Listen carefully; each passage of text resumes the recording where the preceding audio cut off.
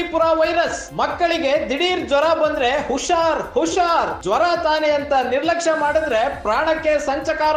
ಗುಜರಾತ್ ನಲ್ಲಿ ಕಾಣಿಸಿಕೊಂಡಿದೆ deadly ಚಾಂದಿಪುರ virus. ಒಂದೇ ವಾರದಲ್ಲಿ ಡೆಡ್ಲಿ ವೈರಸ್ಗೆ 8 ಮಕ್ಕಳು ಬಲಿಯಾಗಿದ್ದಾರೆ. ಈವರೆಗೂ ಗುಜರಾತ್ ನಲ್ಲಿ 12 ಮಕ್ಕಳಿಗೆ ತಗುಲಿದೆ ಸೋಂಕು. ಸೊಳ್ಳೆ ನೊಣದಿಂದ ಹರಡುತ್ತೆ ಚಾಂದಿಪುರ ವೈರಸ್. ರಾಬ್ಡೋ ವೈರಸ್ ನಿಂದ ಸೊಳ್ಳೆ ಮೂಲಕ ಹರಡುತ್ತೆ ಈ ಸೋಂಕು. ಮಹಾರಾಷ್ಟ್ರದ ಚಾಂದಿಪುರದಲ್ಲಿ ಕಾಣಿಸಿಕೊಂಡಿದ್ದ ವೈರಸ್ ಇದಾಗಿದೆ. 1965ರಲ್ಲೇ ಮೊದಲ ಬಾರಿಗೆ ಪತ್ತೆಯಾಗಿದ್ದ ಡೆಡ್ಲಿ ವೈರಸ್. ದಿಢೀರ್ ಜ್ವರ, ತಲೆನೋವು, ವಾಂತಿ, ಸ್ನಾಯು ಸೆಳೆತ ಇದ್ರೆ ಎಚ್ಚರ ಎಚ್ಚರ.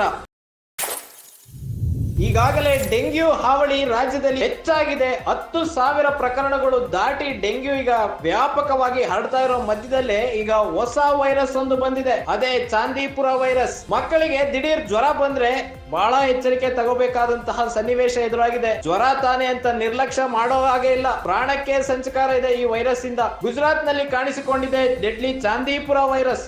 ಒಂದೇ ವಾರದಲ್ಲಿ ಈ ವೈರಸ್ಗೆ 8 ಮಕ್ಕಳು ಬಲಿಯಾಗಿದ್ದಾರೆ. ಈವರೆಗೂ ಗುಜರಾತ್ ನಲ್ಲಿ 12 ಮಕ್ಕಳಿಗೆ ತಗುಲಿದೆ ಈ ಸೋಂಕು. ಸೊಳ್ಳೆ ನೊಣದಿಂದ ಹರಡುತ್ತೆ ಚಾಂದಿಪುರ ವೈರಸ್. ರಾಬ್ಡೋ ವೈರಸ್ ನಿಂದ ಸೊಳ್ಳೆ ಮೂಲಕ ಹರಡುತ್ತೆ ಈ ಸೋಂಕು. 1965ರಲ್ಲಿ ಮಹಾರಾಷ್ಟ್ರದ ಚಾಂದಿಪುರದಲ್ಲಿ ಕಾಣಿಸಿಕೊಂಡಿತ್ತು ಮೊದಲ ಬಾರಿಗೆ ಈ ವೈರಸ್. ಇದೀಗ ಗುಜರಾತ್ ನಲ್ಲಿ ವ್ಯಾಪಕವಾಗಿ ಹರಡ್ತಾ ಇದೆ. ದಿಢೀರ್ ಜ್ವರ, ತಲೆನೋವು, ವಾಂತಿ, ಎಚ್ಚರಿಕೆ ತೆಗೆದುಕೊಳ್ಳಬೇಕಾದ ಸಮಯ ಇದು.